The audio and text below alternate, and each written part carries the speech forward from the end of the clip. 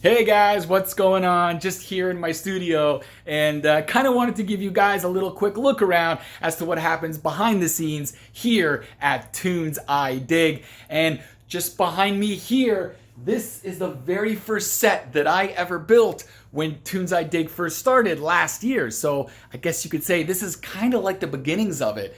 Well, that's not true. If you wanted to get like real with it, Tunes I Dig kind of started 10 years ago when I launched a text-based version of it on a Tumblr.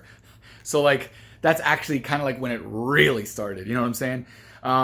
Anyway, actually no, that's still not it. If you wanted to get like even realer with it, I guess you could say it all started even 10 years prior to that when I applied to be a MuchMusic VJ for the first time in the year 2000. So ever since then, I've always wanted to do something like this in the capacity of music. You know what? If you wanted to get like real with it, it started way before that.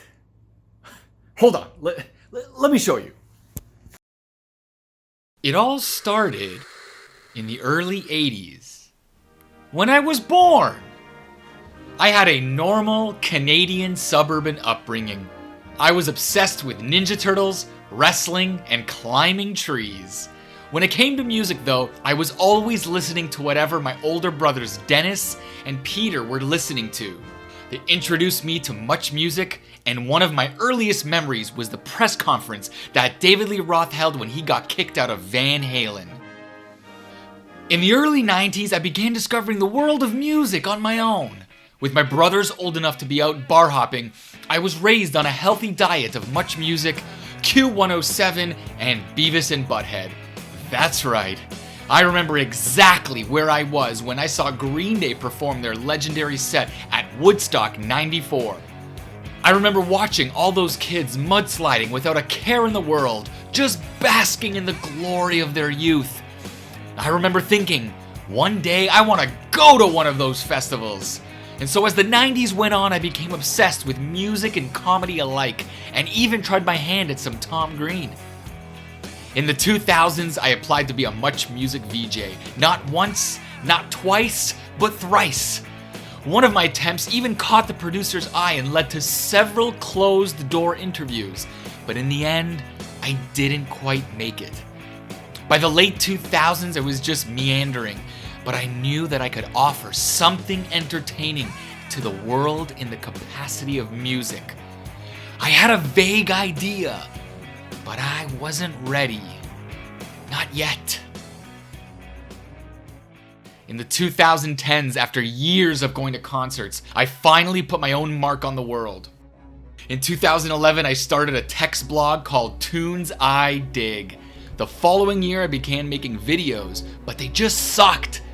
I lacked everything you could imagine: charisma, presence, video editing skills, a good camera, good lighting, life experience, everything. I filmed several videos, but after just a few short months, I reverted to the text blog. I was getting closer though, but I still wasn't ready. Not yet. Years passed and I was still sort of meandering, but I was attending more concerts and festivals than ever before. Attempting to feed myself with experience and inspiration, spending almost exclusively all my free time and money going to shows. By 2020, I had been over to 170 concerts and over 20 major music festivals. I was finally ready to relaunch the video version of Tunes I Dig. After roughly 15 years, it started to feel right. It was clicking. All the things I lacked before, I was better at. I was better on camera, I taught myself to edit videos, and I had the right gear. But the idea still wasn't complete. I wanted a MuchMusic feel. I grew up on MuchMusic and I wanted to be a MuchMusic VJ so badly for a reason. And after 15 years, I think the idea is ready. It's finally ready. I'm ready for what's next.